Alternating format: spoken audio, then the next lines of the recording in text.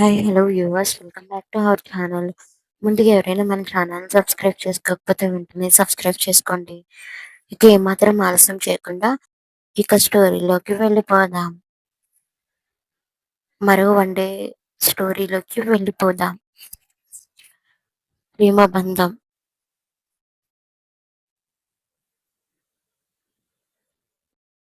ఒక luxury hotel వాతావరణం చుట్టూ ఎంతో మంది మనుషులు వారి విభిన్న స్వభావాలను గమనిస్తున్నట్లుగా చూస్తుంది. ఒక అమ్మాయి, ఆమె సాధారణ ప్లెయిన్ చుడీదార్ ధరించి ఉంది.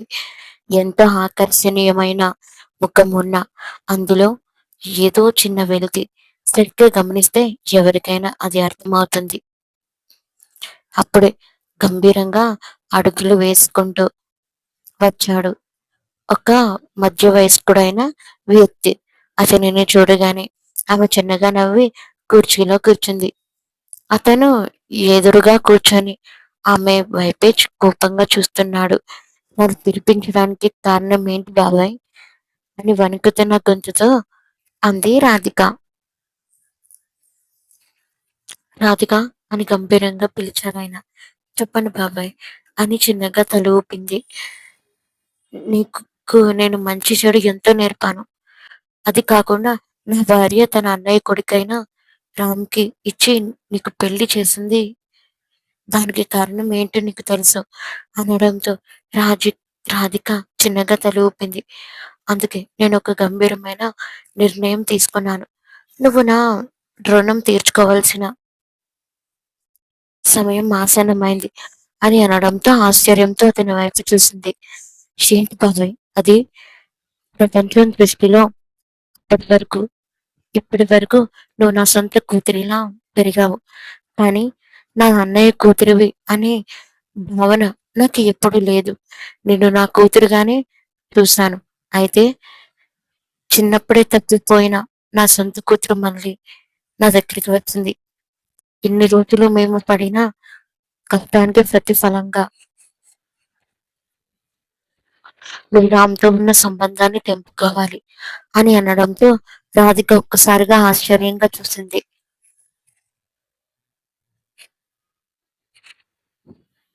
ఏంటి బాబాయ్ మాట్లాడుతున్నారు మీరు? అవును. 14 సంవత్సరాల క్రితం జాతరలో తప్పిపోయిన నా కూతురు సంధ్యను వెతికి పట్టుకున్నాం. తను మమ్మల్ని గుర్తుపట్టింది. 2 రోజుల్లో తను మా ఇంటికి వస్తుంది. ఈలోగా ఒక్క నెల రోజుల్లో నువ్వు రామ్‌కి విడాకులిచ్చేసి నీ దారి నువ్వు చూసుకోవాలి. ఇదే ఈ బాబాయికి నువ్విచ్చే కానుక అన్నారాయన. వెంటనే ఒక కార్డ్ తీసి టేబుల్‌పై పెడుతూ నువ్వు ఉత్తి చేతులతో వెళ్ళాల్సిన అవసరం లేదు. ఇదిగో ఈ కార్డులో డబ్బులున్నాయి. చాలా ఎక్కువ మొత్తంలోనే ఉన్నాయి. కరెక్ట్‌గా చెప్పాలంటే 30,00,00,000 వరకు ఉన్నాయి అన్నాడు. రాధిక ఆశగా ఆ కార్డు వైపు చూసింది. నిజంగా 30,00,00,000 ఉన్నాయా? అని కళ్ళు పెద్దవి చేసి అడిగింది. సోమనాథం తన వైపు ఒక కుటిలమైన చిరునవ్వు, ఈవిల్ స్మైల్‌తో చూశాడు. అవును ఉన్నాయి. నీకు ఇష్టం వచ్చినట్టు ఖర్చు పెట్టుకో. మీకు పెళ్ళయి 2 సంవత్సరాలు దాటింది. మన ఫ్యామిలీ షేర్స్ నిలబడాలంటే ఈ పాటికి నువ్వు పిల్లల్ని కనాలి. కానీ కనలేదు. అందుకే నిన్ను ఆ స్థానం నుంచి తప్పించి నా కూతురైన సంధ్యను అక్కడ ప్రవేశపెట్టాలనుకుంటున్నాను. ఎంత త్వరగా వీలైతే అంత త్వరగా నువ్వు రామ్‌ని వదిలేసి వెళ్ళిపో అని గంభీరంగా చెప్పాడు. రాధిక ఏం మాట్లాడాలో అర్థం కాక బిక్కమొఖం వేసి చూసింది. ఏంటి ఆలోచిస్తున్నావు? అని గంభీరంగా అడిగాడు సోమనాథం. చిన్నగా నవ్వుతూ మీరంత త్వరగా వెళ్ళిపోమని చెప్తుంటే నేనెందుకు వెళ్తాను బాబాయ్ గారు. వెళ్ళను బాబాయ్ గారు. ఖచ్చితంగా వెళ్ళిపోతాను. కాకపోతే నాకు 30,00,00,000 సరిపోవు. 50,00,00,000 కావాలి అంది. ఏం మాట్లాడుతున్నావు? అని సోమనాథం ఆశ్చర్యపోగా ఆశ్చర్యపోగా అవును. నేను రామ్‌ని వదిలి వెళ్ళాలంటే ఖచ్చితంగా 50,00,00,000 కావాలి. అప్పుడే నేను వెళ్తాను అంది తేల్చి చెప్తూ. ఆమె వైపు కోపంగా చూస్తూ. సరే అయితే 50 కోట్లు నీకిస్తాను. నువ్వు రామ్‌ని వదిలేసి వెళ్ళిపోవాలి అన్నాడు. మళ్ళీ అదే కుటిల నవ్వుతూ తన వైపు చూస్తూ అలాగే వదిలేసి వెళ్ళిపోతాను అని చెప్పి తన హ్యాండ్ బ్యాగ్ చుడిదార్ సర్దుకొని అక్కడి నుంచి బయలుదేరింది. అలా బయలుదేరుతుంటే పక్కనే ఉన్న సోమనాథం గంభీరంగా చూస్తూ నీకు అతని మీద ప్రేమ లేదా? నేను విడాకులు ఇవ్వమనగానే ఇచ్చేస్తున్నావ్ అని అడిగారు. రాధిక అతని వైపు చూసి నవ్విందే తప్ప ఏమీ మాట్లాడలేదు. అక్కడే తన కోసం కారు వెయిట్ చేయడంతో డ్రైవర్ కి చెప్పి బయలుదేరింది. కారు వెళ్తుంటే వెనుక కూర్చున్న రాధిక ఆలోచనలు మాత్రం గాలి కన్నా వేగంగా పరిగెడుతున్నాయి. నేను ఎందుకు బాధపడతాను బాబాయ్? రామ్ ఎలాంటి వాడో నాకు తెలియదా? ఎప్పుడూ బిజినెస్ పనిలో అనుకుంటూ తిరగడం తప్ప కనీసం నన్ను ఒక మనిషిలా అయినా పట్టించుకున్నాడా? లేదు. ఏదో ఒక మిషన్ కి పెళ్లి చేసినట్టు నన్ను అతనితో ముడివేశారు. అతను ఎప్పుడు నాతో నవ్వింది లేదు. కలిసి భోజనం చేసింది లేదు. ప్రేమగా మాట్లాడి తినిపించింది లేదు. అతని దృష్టిలో భార్య అంటే ఒక ఆటబొమ్మ.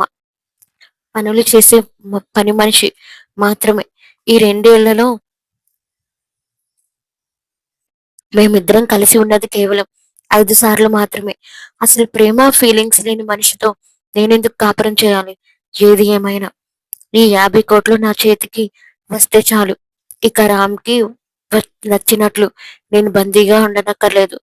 పాపం ఆ సంధ్య బాబాయ్ రాక్షసత్వానికి ఎలా తట్టుకుంటుందో ఏంటో అని మనసులోనే చిన్నగా నవ్వుకుంది. ఇంతలో ఒక పెద్ద విల్లా ముందు కారు ఆగడంతో ఆ రాజభవనం లాంటి ఇంటిని చూసి ఒక సుదీర్ఘ నిట్టూర్పు విడిచి లోపలికి వెళ్ళింది. లోపలికి వచ్చి అక్కడ ఉన్న పని మనిషిని చూసి చిన్నగా నవ్వుతూ బొమ్మక్క నాకు ఈ రోజు కడుపు నిండా తినాలనిపిస్తుంది. మంచి చికెన్ బిర్యానీ చేసి పెట్టవా అని ఆప్యాయంగా అడిగింది. ఎప్పుడూ మౌనంగా ఏదో ఆలోచిస్తున్నట్లుండే రాధిక ముఖంలో అంత హుషారుని చూసి ఆ పని మనిషి తెల్లబోయింది. ఏంటి బొమ్మక్క ఏం మాట్లాడట్లేదు? నాకు బాగా ఆకలిస్తుంది అని అమాయకంగా అడిగింది రాధిక. చిన్నగా నవ్వుతూ ఏంటమ్మా నీలో ఇంత సడన్ మార్పు వచ్చింది అంది ఆవిడ. ఇప్పటి నుంచి అన్నీ మారుతాయి. అవును. రాంబాబు ఎప్పుడు వస్తానన్నాడు? ఇంకొక రోజు పడుతుంది అన్నారమ్మగారు.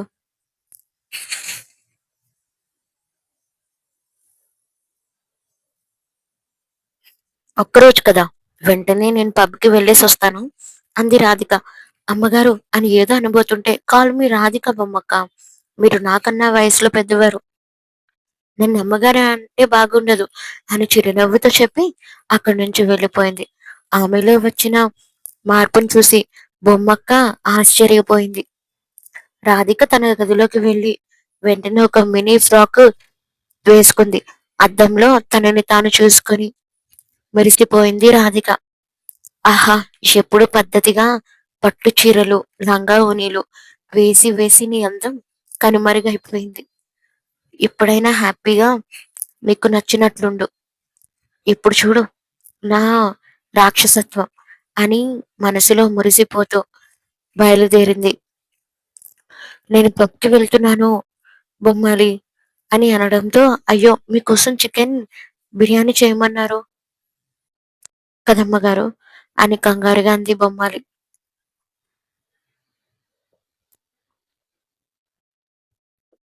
వచ్చాక తింటాలే బొమ్మాలి అంటూ రాధిక చకచకా వెళ్ళి కార్ తీసింది.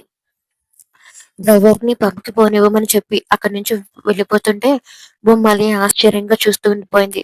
అప్పుడే మరో డ్రైవర్ పరిగెత్తుకుంటూ వచ్చి ఏమైందమ్మా? ఎప్పుడూ పద్ధతిగా ఉండే అమ్మాయి గారు ఈ రోజు ఏంటి ఇలా తయారయ్యారు అని అడిగారు. అదే కదా నాకు అర్థం కావడం లేదు. ఇందాక ఇంట్లోకి వచ్చినప్పటి నుంచి చాలా హుషారుగా ఉంది. గత 2 ఏళ్లలో ఎప్పుడూ ఇలా లేదు అంటూ బొమ్మాలి ఆందోళనగా చూస్తూ ఉండిపోయింది. అక్కడ పబ్ లో అడుగు పెట్టింది రాధిక. తనకి ఇలాంటి ప్రపంచం చూడాలని ఇప్పటి నుంచో ఆశ. అందుకే తన ఆశలన్నిటినీ ఒక్కొక్కటిగా నెమరు వేసుకోవాలని నెరవేర్చుకోవాలని డిసైడ్ అయిపోయాక ఏమాత్రం ఆలస్యం చేయలేదు. లోపలికి వెళ్ళడం ఆలస్యం.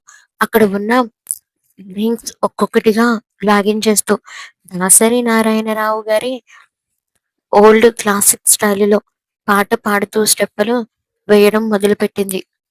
మందేస్తూ చిందేరా, చిందేస్తూ మందేరా. ఆమె ఊపు చూసి అక్కడ ఉన్న వాళ్ళందరూ ఫుల్ గా ఎంకరేజ్మెంట్ ఫీల్ అయ్యారు. రాధిక చుట్టూ చేరి ఆమెతో కలిసి రచ్చ రచ్చగా స్టెప్పులు వేయడం మొదలుపెట్టారు. మరోవైపు ఎయిర్పోర్ట్ లో మొత్తం నిర్మానుష్యంగా ఖాళీగా ఉంది. అక్కడ ఉన్న స్టాఫ్ అంతా భయపడిపోతున్నారు. అప్పుడే రాయల్ లుక్ లో బ్యాండెడ్ సూట్ లో నడుచుకుంటూ వస్తున్నాడు రామ్. తను వస్తుంటే చాలు బాడీగార్డ్స్ చేత ఎయిర్పోర్ట్ ని మొత్తం ఖాళీ చేయించడం అతనికి అలవాటు. తను పిఏ శరత్ వైపు చూసి, మేడం కి నేను వస్తున్నట్టు ఫోన్ చేయి అని గంభీరంగా ఆర్డర్ వేశాడు రామ్. అలాగే సార్ అని శరత్ పక్కకు వెళ్లి వెంటనే బొమ్మాలికి ఫోన్ చేశాడు. బొమ్మాలి గారు, మేడం కి చెప్పండి సార్ వస్తున్నారు. అదేంటి శరత్ బాబు, ఒక్క రోజు తర్వాత కదా రావాల్సింది అంది బొమ్మాలి. ఏం లేదు, మేము అనుకున్న ప్రాజెక్ట్ పనులు త్వరగానే పూర్తయ్యాయి, అందుకే వచ్చేస్తున్నాం అని శరత్ చెప్పేసరికి బొమ్మాలి గొంతులో పచ్చివలక్కాయ పడినట్లయింది. శరత్ బాబు అని కంగారుగా పిలిచింది బొమ్మాలి. ఏంటమ్మా, ఆ అమ్మగారు ఇంట్లో లేరండి. లేరా? ఏం ఏం మాట్లాడుతున్నావు? బొమ్మాలి, అమ్మగారు పబ్కి వెళ్ళారండి. వాట్ బొమ్మాలి, ఏం మాట్లాడుతున్నారు మీరు? మేడం పబ్కి వెళ్ళడం ఏంటి అని ఒక్కసారిగా షాక్ అయ్యాడు శరత్. బొమ్మాలి జరిగినదంతా వివరించి చెప్పేసరికి శరత్ మైండ్ బ్లాంక్ అయింది. నా వామ్మో, ఈ విషయం కానీ సార్కి తెలిస్తే నా ప్రాణాలు గాల్లో కలవడం ఖాయం అని మనసులో భయపడుతూ వెనక్కి దిగాడు. తీరా చూస్తే రామ్ తన వెనుక నిలబడున్నాడు. రామ్ని చూడగానే భయంతో రెండు అడుగులు వెనక్కి వేశాడు శరత్. ఏమైంది శరత్ అని గంభీరంగా అడిగాడు రామ్. అది అది వచ్చి సార్, మేడం అని శరత్ తడబడ్డాడు. డూ వాట్ ఐ సై, ఏమైంది అని అడుగుతున్నాను అని రామ్ కల్లరి చేశాడు. మేడం మేడం గారు సార్ లేరు అని చెప్పడానికి నీకెందుకంత భయం? ఎక్కడికి వెళ్ళారు? మేడం పబ్కి వెళ్ళారంట సార్ అని భయంతో కళ్ళు మూసుకొని చెప్పేశాడు శరత్. వాట్ అని ఆశ్చర్యంతో కనుబొమ్మలు ముడిచాడు రామ్. అవును సార్, మేడం మేడం వెళ్ళి గంట పైనే అవుతుందంట, ఇంకా తిరిగి రాలేదు అని చెప్పడంతో రామ్ కోపంతో గుప్పెళ్ళు బిగించాడు. సరే పబ్కి పోని అని గంభీరంగా ఆర్డర్ వేశాడు. డ్రైవర్ చిన్నగా తల ఊపి కార్ స్టార్ట్ చేశాడు. అసలు మేడంకి ఇలాంటి అలవాటు లేవు కదా అని మనసులో అనుకుంటూ వెనకాలే రామ్ కోపాన్ని చూసి చెమటలు పడుతుంటే కార్ని స్పీడ్ గా పక్కి పోనిచ్చాడు. పబ్ దగ్గర కారు ఆగగానే ఎవరిని లెక్క చేయకుండా గంభీరంగా అడుగులతో రామ్ లోపలికి వెళ్ళాడు రామ్. అక్కడ ఫుల్ మధ్యలో ఊగుతూ మినీ ఫ్రాక్ లో చుట్టూ ఉన్న వాళ్ళతో కలిసి డాన్స్ చేస్తున్న రచ్చరచ్చ చేస్తున్న తన భార్య రాధిక కనిపించింది. అందరితో సరదాగా డాన్స్ వేస్తున్న రాధిక ఒక్కసారిగా అక్కడ రాయల్ లుక్ లో నిలబడి ఉన్న రామ్ని చూడగానే షాక్ అయి అలాగే ఉండిపోయింది. తన వైపు మత్తు కళ్ళతో చూస్తూ అతని కంట పడకుండా అటు ఇటు తప్పించుకోవడానికి ప్రయత్నించింది. కానీ రామ్ తన బాడీ గార్డ్స్ కి సైగ చేయడంతో వాళ్ళ చుట్టూ రక్షణగా నిలబడ్డాడు. రామ్ వేగంగా అడుగులు వేసుకుంటూ వచ్చి రాధిక చేతిని గట్టిగా పట్టుకున్నాడు. చుట్టూ ఉన్న వాళ్ళ వైపు కోపంగా కళ్ళెర్ర చేస్తూ ఆమెను బయటికి తీసుకెళ్ళబోయాడు. ఆగండి, ఆగండి, నా మందు, నా మందు అక్కడ ఉండిపోయింది అని రాధిక గోల చేస్తూ వెనక్కి వెళ్ళడానికి ట్రై చేసింది. దాంతో రామ్ తన రెండు చేతులతో ఆమె రెండు బుగ్గలను పట్టుకొని, నీకేమైనా పిచ్చి పట్టిందా? అసలు ఇక్కడికి ఎందుకొచ్చావు అని గంభీరంగా అడిగాడు. ఆ క్షణంలో అనుకోకుండా రామ్ని అంత దగ్గరగా చూసేసరికి రాధిక తన వైపు ఏడుపు ముఖం పెట్టి అతని రొమ్ము మీద చెయ్యి వేసి బలంగా తోసేసింది. అయినా మీరు రేపు కదా రావాల్సింది, ఇప్పుడే ఎందుకు వచ్చారు అని కోపంగా మూతి ముడుచుకొని అరిచింది. రామ్కి తీవ్ర అసహనం కలిగింది. ఇంకేం మాట్లాడకుండా ఆమెను ఒక్కసారిగా బయటకి తీసుకొచ్చి కారులో పడేసి ఇంటికి బయలుదేరాడు. ఇంటికి రాగానే కారు తలుపు తీసి తాగి స్పృహ తప్పేలా ఉన్న రాధికను బాహుబలిలా తన చేతుల్లోకి ఎత్తుకున్నాడు. గబగబా మెట్లు ఎక్కి తన రూమ్ లోకి తీసుకెళ్లి బెడ్ మీద పడేశాడు. ఏమైంది నీకు?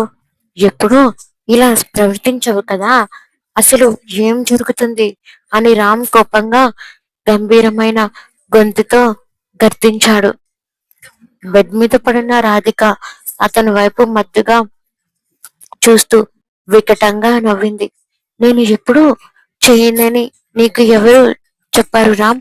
ఇప్పుడు నాకు ఫ్రీడమ్ వచ్చింది, ఫ్రీడమ్ ఇది నాకే నాకే సొంతం అని పాట పాడుతున్నట్లు తూలుతూ మాట్లాడింది.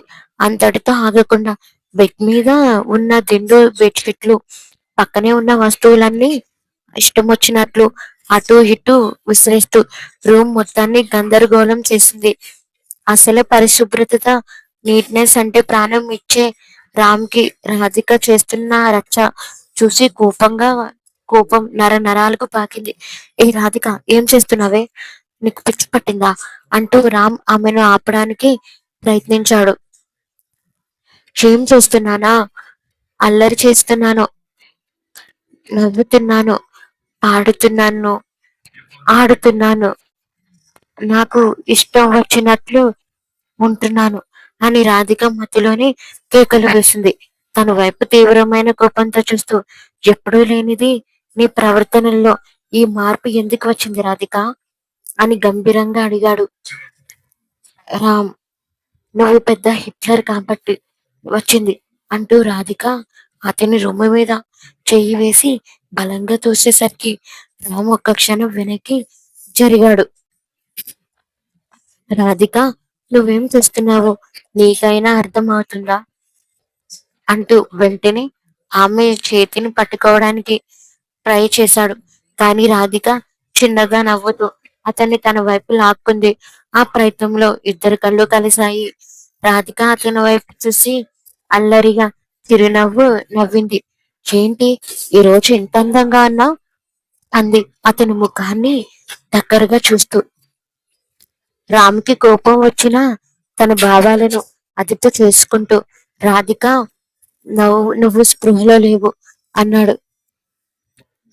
ఏముందిలే, మనం వెళ్ళి నెలకి ఒక్కసారే కదా కలిసేది, నువ్వు నన్ను నెలకి ఒక్కసారే కలుస్తావు, కానీ ఇప్పుడు నేను కలవాలనుకుంటున్నాను అంటూ రామ్ని బెడ్ మీదకి తోసేసి అతని మీదకి వాలిపోయింది.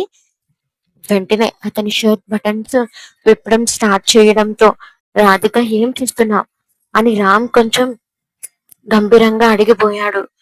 కానీ రాధిక అతని వైపు మత్తుగా చూస్తూ, టైం వేస్ట్ చేయకు అంటూ అతని మాట వరుసైనా ఇవ్వకుండా అతని ముఖం మీద మెడ మీద ముద్దుల వర్షం కురిపించడం మొదలుపెట్టింది.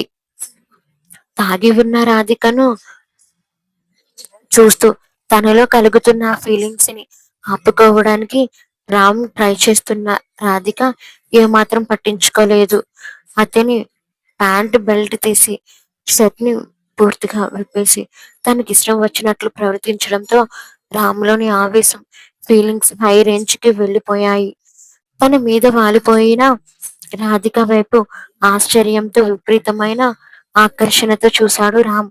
ఇక ఏమాత్రం ఆలస్యం చేయకుండా తన ఆవేశాన్ని ఆపుకోలేక ఆమె రెండు చేతులని తన ఒక్క చేతితో బంధించి పైకి తిప్పేశాడు.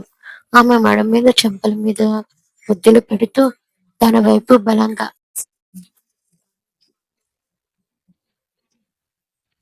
ఎప్పుడు కామ్‌గా దూరంగా ఉండే రామ్ మొదటిసారిగా రాధిక పట్ల అంత రాక్షసంగా, విపరీతమైన మోహంతో ప్రవర్తించాడు.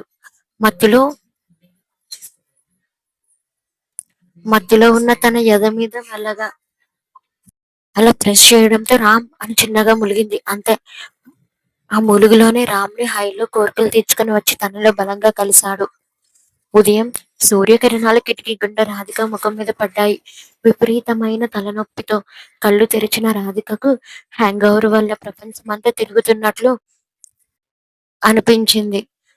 మెల్లగా పక్కకు తిరిగిన ఆమెకు ఒక్కసారిగా షాక్ కొట్టినట్లయింది. పక్కన రామ్ షర్ట్ లేకుండా తనని బలంగా ఒడిచి పట్టుకుని ప్రశాంతంగా నిద్రపోతున్నాడు. రూమ్ అంతా చెల్లాచెదురుగా పడి ఉన్న దుస్తులు, విసిరేసిన దిండ్లను చూడగానే రాధికకు రాత్రి జరిగిన సీన్లు ఒక్కొక్కటిగా మైండ్ లో సినిమా రీల్లా తిరిగాయి. పబ్ లో డాన్స్ చేయడం, రామ్‌ని ఆట పట్టించడం, ఇంటికి వచ్చాక అతన్ని బెడ్ పైకి తోసేసి ముద్దుల వర్షం కురిపించడం అన్నీ గుర్తుకొచ్చి ఆమె ముఖం ఎర్రబడిపోయింది. దేవుడా! నేనేనా ఇదంతా చేసింది? అసలు నాకేమైంది? బాబాయ్ ఇచ్చిన ఆఫర్ మైకంలో ఫుల్లుగా తాగేసి చివరికి వీడికే ఐడియా ఇచ్చేసానా అని మనసులోనే నెత్తి బాదుకుంది. మెల్లగా రామ్ పిడికిలి నుంచి తనని తాను విడిపించుకొని తన కాలు పెట్టబోయింది, కింద పెట్టబోయింది. కానీ అప్పుడే రామ్ కళ్ళు తెరిచాడు. అతడు తన చేయి చాచి రాధికను మళ్ళీ తన వైపు గట్టిగా లాక్కున్నాడు. ఎక్కడికి పారిపోతున్నా రాధిక అని గంభీరమైన బొంగురపోయిన గొంతుతో అడిగాడు. రాధిక కంగారుగా ఏమీ ఎరగనట్లు నటిస్తూ అది అది వచ్చి తలనొప్పిగా ఉంటే కాఫీ తాగుదామని అంది. రామ్ ఒక చిన్న నవ్వు నవ్వి ఆమె కళ్ళల్లోకి సూటిగా చూశాడు. రాత్రి చాలా ఫ్రీడమ్ కావాలన్నా నా సూట్ బటన్ తీసి నా బెల్ట్ తీసి నన్ను ఇష్టం వచ్చినట్లు మాట్లాడి చివరికి నాకే ముద్దులు పెట్టి ఆడుకున్నా ఇష్టం. ఇప్పుడు ఇంత అమాయకంగా ముఖం పెడుతున్నావేంటి? రాధిక గొంతు ఎండిపోయింది. అది రాత్రి జరిగిన మత్తులో అని నసుగుతూ అనడంతో ఆమె అవస్థను చూసి రామ్ నవ్వుకుంటూ వదిలేశాడు. అంతే. రాధిక దొరికిందా ఛాన్స్ అని బెడ్ మీద నుంచి లేచి గుండెల్లో రైళ్లు పరిగెడుతుండగా దెబ్బకి బాత్రూమ్ లోకి పారిపోయింది. డోర్ లాక్ చేసుకొని బేసిన్ ముందు నిలబడి ముఖం మీద నీళ్లు చల్లుకుంది. అద్దంలో తన రూపం చూసుకొని తీవ్రమైన సిగ్గుతో ముఖం దాచుకుంది. స్టవర్ కింద నిలబడి హ్యాంగ్ ఓవర్ దిగాక ఫ్రెష్ గా మారి బాత్రూమ్ వేసుకొని భయం భయంగా డోర్ కొద్దిగా తెరిచి బయటికి తొంగి చూసింది. రూమ్ లో రామ్ లేడు. అమ్మయ్య, బతికాను రా బాబోయ్ అని సుదీర్ఘ నిట్టూర్పు విడిచింది. కానీ తీరా వెనక్కి తిరిగేసరికి రామ్ లోయర్ ప్లెయిన్ టీషర్ట్ ధరించి చేతిలో వేడివేడి కాఫీ కప్పుతో సరిగ్గా ఆమె వెనక్కి నిలబడి ఉన్నాడు. ఆమె కంగారుగా వెనక్కి జరిగి బాబోయ్, ఎప్పుడు వచ్చారు మీరు? అది గుండె మీద చెయ్యి వేసుకుంటూ చేసుకుంటూ రామ్ ఏమీ మాట్లాడకుండా కాఫీ కప్పు ఆమె చేతికిచ్చాడు. తాగు, నీ హ్యాంగ్ ఓవర్ దిగుతుంది అని గంభీరంగా చెప్పాడు. రాధిక కాఫీ కప్ సిప్ చేస్తూ మెల్లగా అతని వైపు చూసింది. ఎప్పుడు సూట్ లో ఆఫీస్ ఫ్యాన్లతో సీరియస్ గా ఉండే రామ్ ఈ రోజు చాలా క్యాజువల్ గా, మరింత హ్యాండ్సమ్ గా కనిపిస్తున్నాడు. రామ్ ఆమె దగ్గరికి వచ్చి కళ్ళల్లోకి సూటిగా చూస్తూ ఏమైనా దాస్తున్నావా అని రామ్ ఆమె కళ్ళల్లోకి నిలబడుతున్నట్లుగా చూస్తూ అడిగాడు. నేనా? నేనేం దాస్తాను? అంది రాధిక కొంచెం తడబడుతూ. కాఫీ సిప్ చేస్తూ చూపు పక్కకు తిప్పేసింది. రాధిక చిన్నగా తల ఊపడంతో రామ్ ఫ్రెష్ అవ్వడానికి వెళ్ళాడు. రాధిక మెల్లగా కిందకి వచ్చి డైనింగ్ టేబుల్ దగ్గర కూర్చుంది. అసలు రాత్రి ఏమీ చేయలేనట్లు బిల్డప్ ఇచ్చాడు, కానీ మొత్తం నా మీద తీర్చుకున్నాడు కక్ష, రాక్షసుడు అని మనసులో కనుక్కుంది. పక్కనే ఉన్న బొమ్మాలిని చూసి, బొమ్మాలి, నేను చికెన్ బిర్యానీ చేయమన్నాను కదా, ఉందా అని అడిగింది. ఉందమ్మ గారు, వేడి వేడిగా చేసి తీసుకురానా అంది బొమ్మాలి. ఇంకేంటి లేటు, త్వరగా తీసుకురా అని రాధిక ఆత్రంగా చెప్పింది. బొమ్మాలి వేడి వేడి చికెన్ బిర్యానీ తెచ్చి ముందు పెట్టగానే రాధికకి నోరు ఊరిపోయింది. ఎప్పుడు స్పూన్లతో పద్ధతిగానే తినే రాధిక ఈ రోజు స్పూన్ పక్కన పడేసి హాయిగా చేతిలోనే లాగించడం మొదలు పెట్టింది. ఆమె తింటున్న తీరు చూసి బొమ్మలి ఆశ్చర్యపోతూ నిలబడింది. అంతలో డ్రెస్ చేంజ్ చేసుకొని హుందాగా కిందకి వచ్చాడు రామ్. అతన్ని చూసి బొమ్మాలి గౌరవంగా తలదించుకొని వెనక్కి వెళ్ళింది. రామ్ వచ్చి రాధిక ఎదురుగా ఉన్న కుర్చీలో కూర్చొని కాస్త గొంతు సర్దుకున్నాడు. రోజు అయితే రాధిక స్వయంగా లేచి తనకు వడ్డిస్తుంది, కానీ ఈ రోజు ఆమె తన బిర్యానీ ధ్యాసలోనే ఉంది తప్ప రామ్ని అస్సలు పట్టించుకొనే లేదు. పక్కనే నిలబడిన పిఏ శరత్ ఇది చూసి ముసిముసి నవ్వులు నవ్వుకున్నాడు. ఏంటి మేడంలో ఏదో తేడా వచ్చింది అని అనుకుంటూ బాస్ మేడం అని రామ్కి సైగ చేశాడు. రాధిక ప్లేట్లో నుంచి తల పక్కెత్తి శరత్ వైపు చూసి, ఏంటి శరత్, నీకు కూడా చికెన్ కావాలా?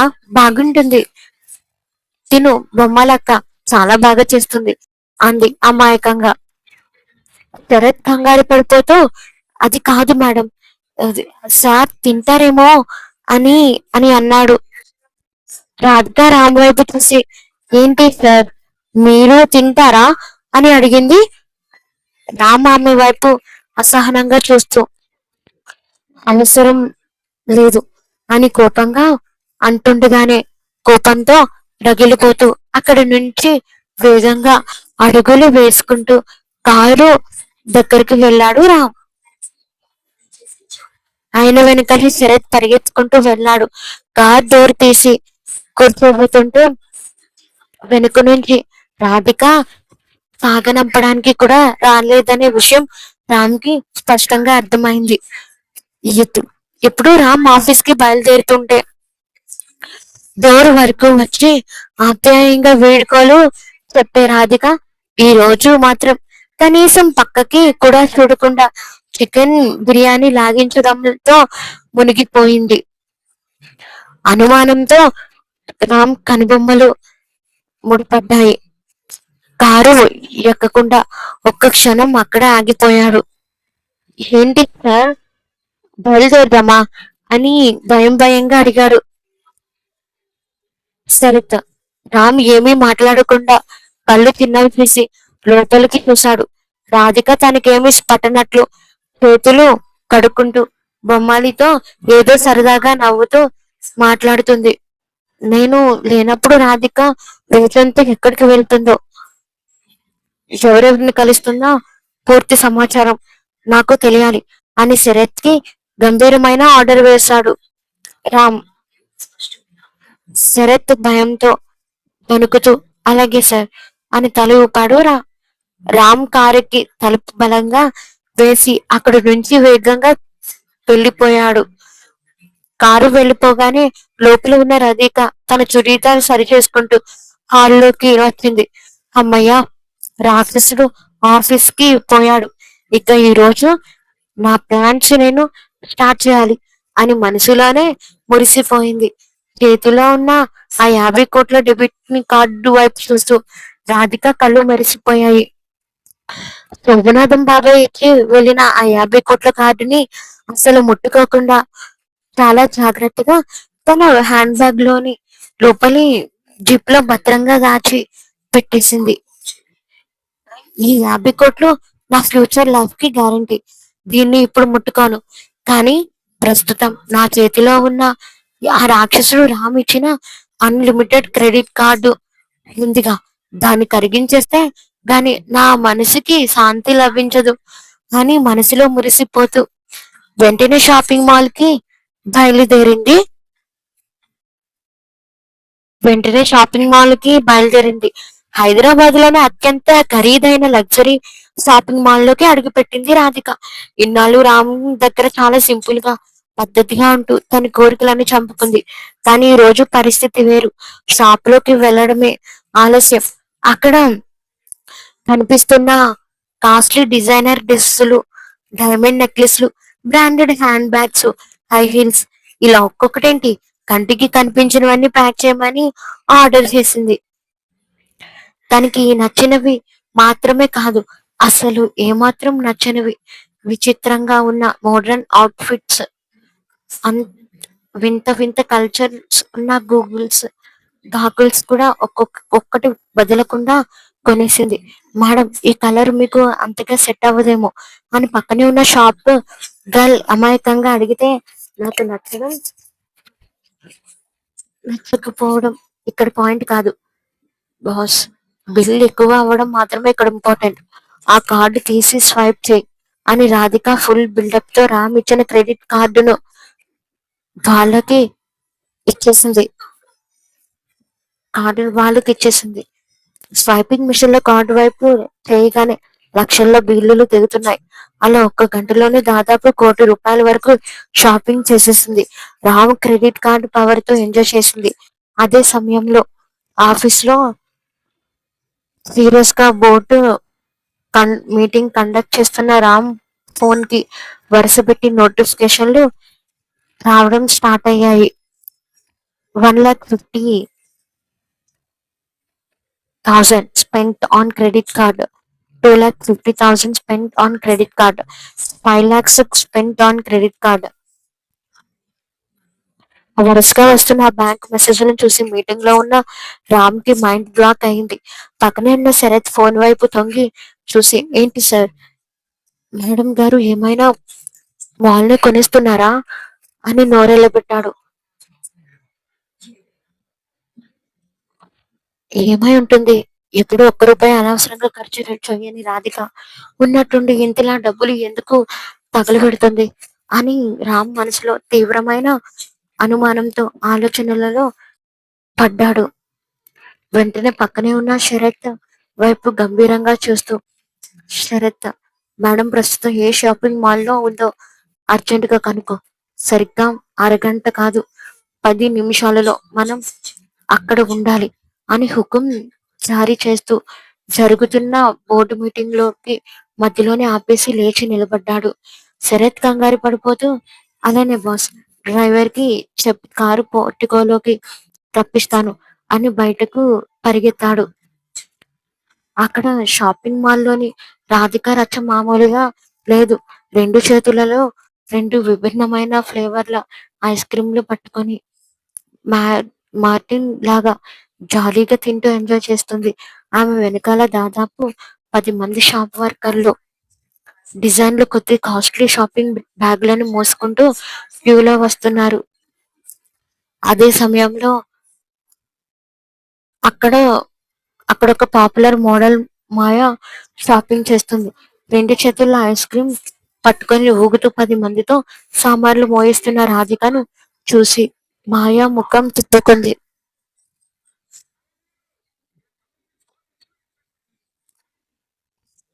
ఎంత చీప్ గా ప్రవర్తిస్తుంది. డబ్బులు రాగానే ఇలా బిల్డప్ ఇవ్వడం సరిపోదు. రాయల్టీ ఉంటేనే గ్లాస్ కనిపిస్తుంది. ఎవరో పల్లెటూరి ఘానాలా ఉంది అని రాధికను ఉద్దేశించి చాలా చిలకగా బిగ్గరగా కామెంట్ చేసింది మాయ. ఆ మాటలు విన్న రాధిక ఐస్ క్రీం తినడం ఆపి మాయ వైపు చేసింది. హే మోడల్ మాయ, నన్నే చీప్ అంటున్నావా? నా వెనకాల 10 మంది బ్యాగులు మోస్తున్నారు. అదే నీ వెనకాల ఒక్కడైనా ఉన్నాడా? నీ క్రెడిట్ కార్డు లిమిట్ ఎంతైతే ఉందో అందులో 10 ఇంచుల బిల్లుని ఒక్క దెబ్బకి స్వైప్ చేసి వచ్చాను ఇక్కడ. నన్ను చీప్ అనడానికి నీకేంటి హక్కు? అని రాధిక అస్సలు తగ్గకుండా మాస్ వార్నింగ్ ఇచ్చింది. నువ్వు నీ యాటిట్యూడ్ చూస్తుంటేనే తెలుస్తుంది నువ్వెంత లోకల్ దాన్నో అని మాయ అరుస్తూ గొడవకు దిగింది. ఇద్దరి మధ్య గొడవ పీక్స్ కి వెళ్తుండగా మాల్ మెయిన్ ఎంట్రన్స్ దగ్గర 3 బ్లాక్ సూట్స్ బాడీగార్డ్స్ కార్లు బ్రేక్ వేశాయి. మధ్యలో ఉన్న కార్ డోర్ తెరుచుకొని గంభీరమైన రాయల్ లుక్ లో కిందకి దిగాడు రామ్.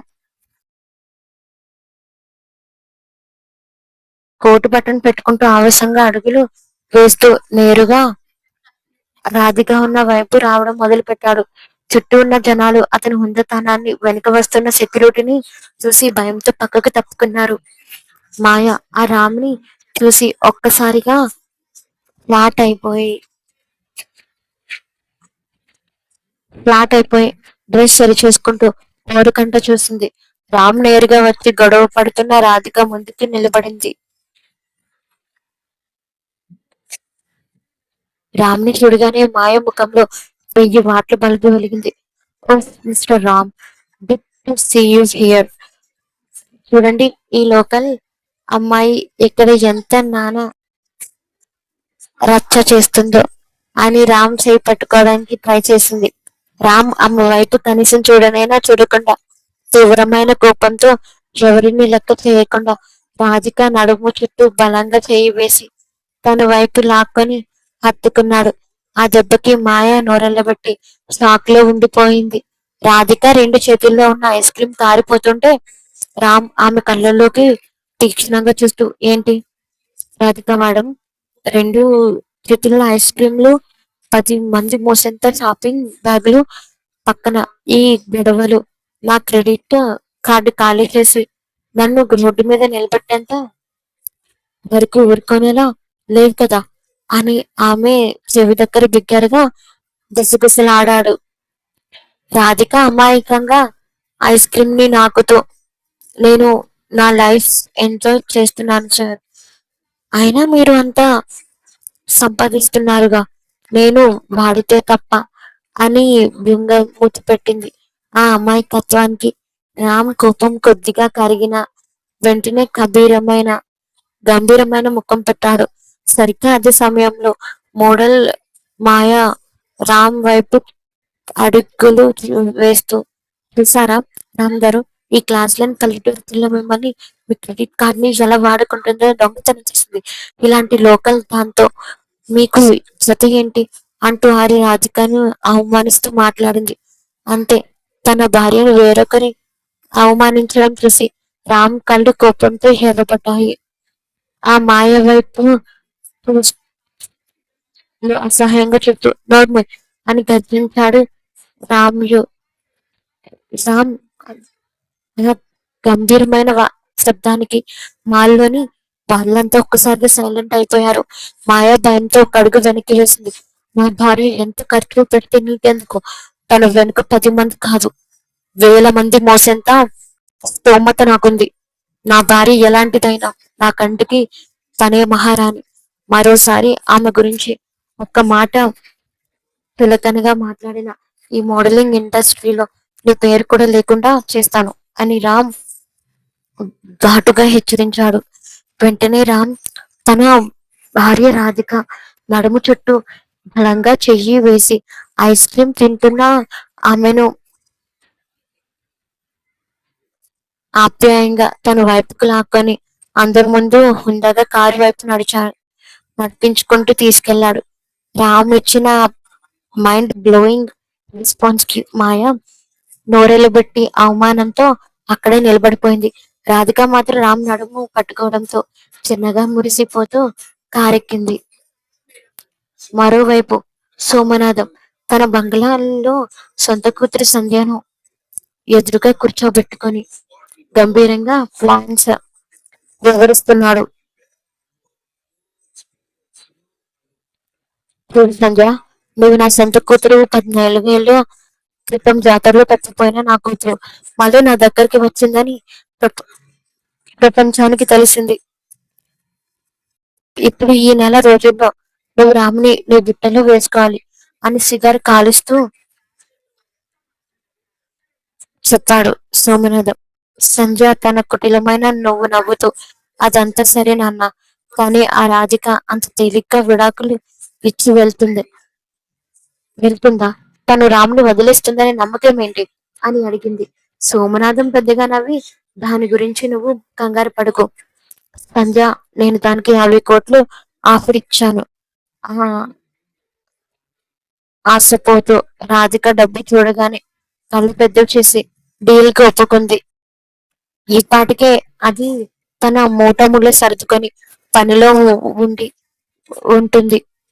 రామ్ కంపెనీ షేర్స్ ఆస్తి మొత్తం నా కూతురైన నీ చేతికి రావాలంటే నువ్వు రామ్ కి భార్యవి కావాల్సిందే అని పక్క స్కెచ్ వేసి వివరించాడు. సంధ్య కళ్ళల్లో దురాశ మెరిసింది. అయితే ఈ రోజు మనం రామ్ ఇంటికి వెళ్తున్నామా నాన్న? అవును, ఈ రోజు మనం మా రాజభవన్లో అడుగు పెడుతున్నాం. నువ్వు అక్కడ అడుగు పెట్టగానే రాధికను ఆ ఇల్లు వదిలి పొమ్మని గట్టిగా డిమాండ్ చేయాలి. ఆ రామ్ కూడా నా మాట చెవిదాటడు అని ధీమాగా అన్నాడు సోమనాథం. అటు రామ్ రాధికలు మాల్ నుంచి ఇంటికి చేరుకోగానే సమయానికి ఇటు సోమనాథం అతని కూతురు సంధ్యలు సంధ్యలు కారులో రామ్ విల్లా ముంగిట వచ్చి ఆగారు. సోమనాథం సంధ్యలు ఎంతో గంభీరంగా గర్వంగా అడుగులు వేసుకుంటూ రామ్ విల్లాలో హాల్లోకి ప్రవేశించారు. తను ఏదో విజయం సాధించినట్లు సోమనాథం ముఖంలో ఒక వికటమైన నవ్వింది. అప్పటికే హాల్లో రామ్ తన రాయల్ సూట్ లో గంభీరంగా సోఫాలో కూర్చొని ఉన్నాడు. పక్కనే రాజుగా కొత్తగా కనుక్కున్న కాస్ట్లీ మోడర్న్ అవుట్ఫిట్ లో కాళ్ళ మీద కాలు వేసుకుని చేతిలో జ్యూస్ గ్లాస్ పట్టుకొని కూల్ గా చిల్ అవుతుంది. సోమనాథం రాముని చూడగానే నకిలీ ప్రేమ ఒలకబోస్తూ, రామ్, నీకు ఒక సంతోషకరమైన వార్త చెప్పడానికి వచ్చాను. అది ఇది నా చిన్నప్పుడే తప్పిపోయిన నా సొంత కూతురు సంధ్య నాకు మళ్ళీ దొరికింది అని సంధ్యను ముందుకు తోశాడు. సంధ్య రామ్ని చూడగానే మరిచిపోతూ సిగ్గుపడుతున్నట్లు నటించింది. రామ్ ఏమాత్రం చలించకుండా సిగారు వెలిగిస్తూ, ఓహో, సంతోషం బాబాయ్, ఇంతకీ ఈ టైంలో నా ఇంటికి దేనికి తీసుకొచ్చారు అని చల్లగా అడిగాడు. సోమనాథన్ రాధిక వైపు ఒక ఈవిల్ స్మైల్ ఇస్తూ, అది కాదు రామ్, మన ఫ్యామిలీ షేర్స్ ఆస్తిపాస్తులు నిలబడాలంటే నీకు నా సొంత కూతురైనా సంధ్యతోనే పెళ్లి జరగాలి. ఈ రాధికకు మన ఆస్తిలో అర్హత లేదు. నీతో ఉండటానికి ఇది వేస్ట్. నేను దీనితో మాట్లాడి 50 కోట్లు ఇస్తానని చెప్పి విడాకులు ఒప్పించాను. ఇదిగో 30 కోట్ల కార్డు కూడా ఇచ్చాను. త్వరలోనే మిగతాది సెటిల్ ఇచ్చేస్తాను. ఇది ఈ పాటికే ఇల్లు ఖాళీ చేసి వెళ్లాల్సింది, కానీ ఇంకా అక్కడే ఉంది అని గంభీరంగా అరిచాడు. సంధ్య కూడా రాధిక వైపు అసహ్యంగా చూస్తూ, అవును, డబ్బులు తీసుకున్నాక కూడా ఈ ఇంట్లో ఇంకా ఎందుకు దాక్కున్నావు? వెంటనే మూట ముళ్ళు సర్దుకొని పో అంది హుకం జారీ చేస్తున్నట్లుగా. ఆ మాట వినగానే రామ్ కళ్ళు కోపంతో ఎర్రబడ్డాయి. రాధిక వైపు తీవ్రంగా చూస్తూ, ఓహో, అంటే ఇన్నాళ్ళు నీలో వచ్చిన ఈ మార్పుకి, ఈ ప్రవర్తనకి కారణం ఇదన్నమాట అని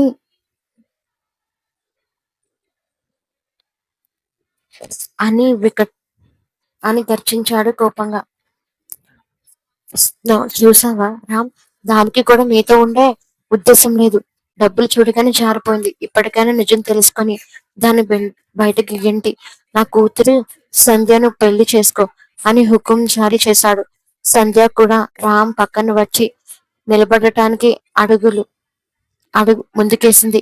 రామ్ ఒక్కసారిగా సోఫాలో నుంచి లేచి నిలబడ్డాడు. అతడి కళ్ళల్లో రగిలే ఆవేశాన్ని చూసి సోమనాథం సంధ్యలు భయంతో ఒక్క అడుగు వెనక్కి వేశారు. రామ్ నేరుగా రాధిక దగ్గరికి వచ్చి ఆమె చేయి పట్టుకొని బలంగా తన వైపు లాక్కున్నాడు. వెళ్ళిపోతావా? నా అనుమతి లేకుండా ఈ ఇల్లు దాటి ఒక్క అడుగు కూడా బయట పెట్టలేవు రాధిక అని ఆమె కళ్ళలోకి సూటిగా చూస్తూ తేల్చి చెప్పేశాడు. తర్వాత సోమనాథం వైపు తిరిగి, నా భార్యతో విడాకులు బేరం ఆడటానికి నీకెంత ధైర్యం మావయ్య? 50 కోట్లు ఇస్తే నా భార్య నన్ను వదిలేస్తుంది అనుకుంటున్నావా? నా ఆస్తి, నా షేర్స్ కాదు. రాధిక నా భార్య, నా ప్రాణం. ఆమె కొన్న ఒక రోజు షాపింగ్ బిల్లే కోట్లలో ఉంటుంది. అలాంటిది నీ 50 కోట్లకు నా భార్య పడిపోతుంది అనుకోవడం నీ అమాయకత్వం అని గద్దించాడు. వెంటనే పిఏ శరత్ వైపు చూసి, శరత్ ఆ ఆధారాలు తీసుకురా అని ఆర్డర్ వేశాడు. శరత్ ఒక ట్యాబ్ తీసుకుని వచ్చి రామ్కి ఇచ్చాడు. రామ్ అందులో ఉన్న వీడియోని సోమనాథం ముందే ప్లే చేశాడు. అందులో సంధ్య అసలు సోమనాథం కూతురే కాదని, ఆస్తి కోసం నాటకం ఆడుతున్న ఒక నకిలీ ఆర్టిస్ట్ అని, సోమనాథం చేసిన ఆస్తి అక్రమాల ఆధారాలన్నీ స్పష్టంగా కనిపిస్తున్నాయి. ఆ వీడియో చూసి సోమనాథం, సంధ్యలో నోట్లో మాట రాలేదు. నా ముందే నాటకాలు ఆడతావా బాబాయ్? 48 గంటల్లో కంపెనీ బోర్డ్ ఆఫ్ డైరెక్టర్స్ నిన్ను సీటు నుంచి తీసేస్తున్నారు.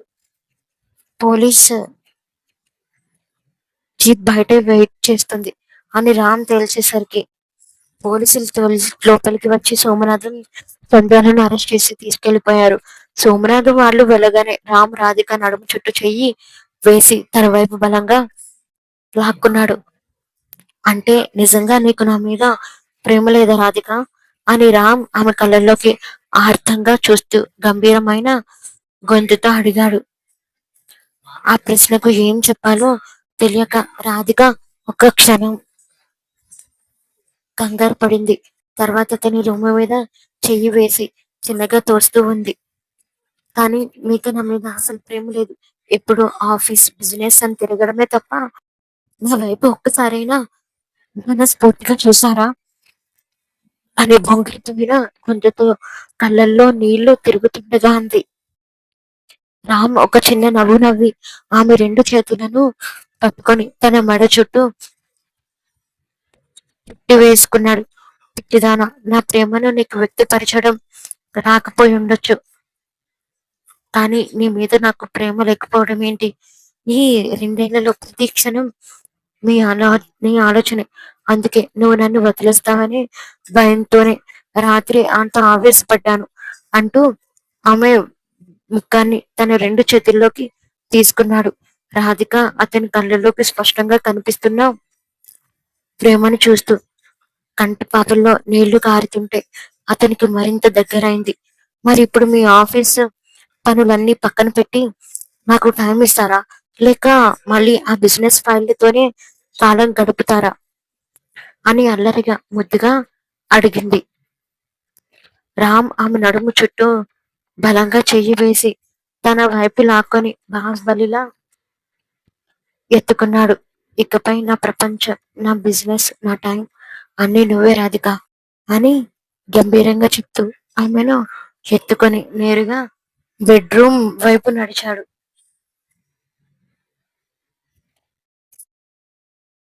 రాధిక అతని మెడను గట్టిగా పట్టుకొని అతని గుండెల మీద తాళవాల్చి, ఐ లవ్ యూ రామ్, నా రాక్షసుడా అని మురిసిపోతూ అంది. రామ్ నవ్వుతూ ఆమె పెదవులపై బలంగా ముద్దు పట్టి తలుపులు మూసేశాడు. మరుసటి రోజు రామ్ తన భార్య రాధికను తీసుకొని తన సొంత ఇంటికి వెళ్ళాడు. ఇంటికి వెళ్ళగానే రామ్ వాళ్ళ అమ్మ రాజేశ్వరి గారు డోర్ తెరిచారు. ఎదురుగా కొడుకు రామ్ని చూడగానే ఆవిడ ముఖంలో చిన్నగా చిరునవ్వు విసిరింది. కానీ పక్కనే ఉన్న రాధికను చూడగానే ఆవిడ తన ముఖం కవలికలను వెంటనే మార్చుకొని కాస్త ఆత్రంగా కోపంగా ముఖం తిప్పుకుంది. రామ్ లోపలికి వచ్చి అమ్మ కాళ్ళకు నమస్కరించి, ఎలా ఉన్నావమ్మా అని అడిగాడు. రాజేశ్వరి గారు నిట్టూరుస్తూ, నేను ఎలా ఉంటే నీకేంటి నా రామ్, పెళ్ళి 2 సంవత్సరాలు పూర్తవుతుంది. ఇప్పటి వరకు నా చేతికి ఒక మనవడినో మనవరాలినో ఇవ్వలేదు. ఈ పిల్ల వచ్చాక నీకు ఇల్లు పెళ్ళం తప్ప ఏమీ పట్టడం లేదు. అసలు ఈ ఇంట్లో పిల్ల పాపల నవ్వులు వినే రోజొస్తుందా, లేక ఇలాగే ఎదురు చూస్తూ ఉండిపోవాలా అని రాధిక వైపు చూస్తూ కాస్త సూట్ ఘాటుగానే అంది. రాధిక కంగారుగా తలదించుకొని అత్తయ్య గారు అని ఏదో చెప్పబోయింది. కానీ రామ్ వెంటనే రాధిక చేపట్టుకొని తన వైపు తిప్పుకొని అమ్మ రాజేశ్వరి దగ్గరికి వచ్చి నిలబడ్డాడు. అమ్మ, నీ ఆత్రం నీ ఆరాటం నాకు అర్థం అవుతున్నాయి. ఇన్నాళ్ళు నా బిజినెస్ పనుల్లో పడి ఆలస్యం అయ్యుండొచ్చు, కానీ ఇకపై నీకు ఆ ఫిర్యాదు చేసే అవకాశమే ఇవ్వను. అతి త్వరలోనే నీ చేతికి ముద్దులా మనవడిని ఇస్తాం. ఇది నా ప్రామిస్ అని గంభీరంగా చెప్తూ రాధిక నడుము చుట్టూ చేవేసి బలంగా తన వైపు లాక్కున్నాడు. రామ్ మాటలకు రాజేశ్వరి గారి ముఖంలో ఉన్న కోపం పోయి సంతోషంతో కళ్ళు మెరిశాయి. పక్కనే ఉన్న రాధిక ముఖం మాత్రం తీవ్రమైన సిగ్గుతో రామ్ అలా అందరి ముందు ముందు హత్తుకోవడంతో చెర్రబడిపోయింది. ఏంటి రాక్షసుడా, మీ అమ్మ ముందే అలా అనేసా అని రాధిక సిగ్గుపడుతూ రాము రొమ్ము మీద చిన్నగా గుద్దింది. నాకైతే అస్సలు నమ్మకం లేదు అని మూతి తిప్పుకుంటూ రాజేశ్వరి గారు పైకి వెళ్ళిపోతూ అత్తిరి ఆగిపోయారు. రామ్ కోపంగా చూస్తూ, రామ్ నీతో మాట్లాడాలి, నువ్వు ఒక్కడివే పైకి రా అని హుకుం జారీ చేసి మెట్లు ఎక్కి తన గది వైపు వెళ్ళిపోయారు. రామ్ చిన్నగా తల ఊపి రాధిక వైపు ఓదార్పుగా చూసి అమ్మ వెనకాలే పైకి వెళ్ళాడు. రాధిక ఒంటరిగా హాల్లోని సోఫాలో కూర్చొని ఆలోచిస్తుండగా రాజేశ్వరి గారి పక్కపాటి స్నేహితురాలు ఊరికే నోరు పారేసుకుని సూర్యకాంతం లోపలికి అడుగు పెట్టింది. రాధికను చూస్తూనే ఒక చిలకని చూపు చూసి వచ్చి సరిగ్గా రాధిక పక్కనే కూర్చుంది. ఏంటమ్మా రాధిక, పెళ్ళై 2 ఏళ్లు కావస్తున్నా ఇంకా ఈ ఇంట్లో చిన్నపిల్లల ఏడుపు వినపడటం లేదు. ఊరికే కాస్ట్లీ బట్టలు వేసుకొని తిరిగితే సరిపోదాం సరిపోతుందా, వంశాన్ని ఉద్ధరించే పిల్లల్ని కనొద్దా అంటే సూటిపోటి మాటలతో రాధిక మనసును గాయపడేలా మాట్లాడటం స్టార్ట్ చేసింది. సూర్యకాంతం పైకి వెళ్ళిన రామ్తో రాజేశ్వర్ గారు తీవ్రంగా మాట్లాడుతున్నారు. రామ్, ఆ రాధికను నువ్వు ఎంత నెత్తికి ఎక్కించుకున్నా ఆ పిల్ల ఈ ఇంటికి వారసుడిని ఇవ్వలేదు. 2 సంవత్సరాలుగా 2 సంవత్సరాలుగా చూస్తున్నాం కదా, ఇంకా ఆ పిల్ల వెనకాల తిరిగితే ఎలా అని ఒత్తిడి తెస్తున్నారు. అమ్మా, రాధిక గురించి నీకు తెలియదు, తననేమనొద్దు అని రామ్ గంభీరంగా చెప్తుండగానే కింద నుంచి సూర్యకాంతం గొంతు బిగ్గరగా వినిపించింది. సూర్యకాంతం నోటికి ఏదొస్తే అది వాగుతూ 2 ఏళ్ళైనా పిల్లల్ని కనలేదని దానవు నిన్ను ఇంట్లో ఊహించుకోవడమే దండగా అంటూ రాధిక భుజం మీద బలంగా కొట్టింది. ఇన్నాళ్ళు ఓపిక పట్టిన రాధికలో ఉన్న కాళికాదేవి ఒక్కసారిగా మేల్కొంది. చెంప పట్టుకొని ఏడవడం పక్కన పెట్టి ఎర్రబడిన కళ్ళతో సూర్యకాంతం వైపు చూసింది. సూర్యకాంతం కోలుకునే లోపే రాధిక లేచి నిలబడి ఛట్ అని సూర్యకాంతం చెంప పగలు కొట్టింది. వయసులో పెద్ద అయినా సరే ఆ దెబ్బకి సూర్యకాంతం కళ్ళు బయర్లు కమ్మి సోఫాలో పడిపోబోయింది. ఎంత ధైర్యం ఉంటే నా మీద ఫేస్ చేసుకుంటావు, నా అత్తయ్య నా మాట అంటే అంటుంది మధ్యలో, నీకేంటి నస, పిల్లలు పుట్టకపోతే నా మొగుడికి లేని బాధ నీకెందుకు అని అరుస్తూ సూర్యకాంతం జుట్టు పట్టుకొని గడప బయట వరకు ఈడ్చుకెళ్ళింది రాధిక. మరోసారి ఈ ఇంటి గడపను తొక్కి నా జోలికి వచ్చావో కాళ్ళు విరక్కొట్టి చేతిలో పెడతాను, పో బయటికి పో అని గట్టిగా అరిచింది. వీధిలోకి నెట్టేసి తలుపులు గట్టిగా వేసింది రాధిక. ఇదంతా చూసి హాల్లో ఉన్న వాళ్ళంతా అవాక్కయ్యారు. పైనుంచి దిగి వస్తున్న రామ్ తన భార్యలో ఉన్న ఈ మాస్ జాంగిల్ చూసి షాక్ అయ్యాడు. పక్కనే రాజేశ్వరి గారు నోరెళ్ళబెట్టి, అమ్మో, ఈ పిల్లలో ఇంత కాలికది ఉందా అని భయంతో గుండె మీద చెయ్యి వేసుకున్నారు. రాధిక ఊపిరి పీల్చుకుంటూ చెదిరిన జుట్టు సరి చేసుకొని ఏమీ ఎరగనట్టు వచ్చి సోఫాలో కూర్చుంది.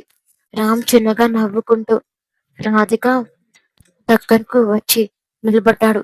ఏంటి రాధిక మేడం, ఒక్క దెబ్బతో సూర్యకాంతం పూనకం దించసా?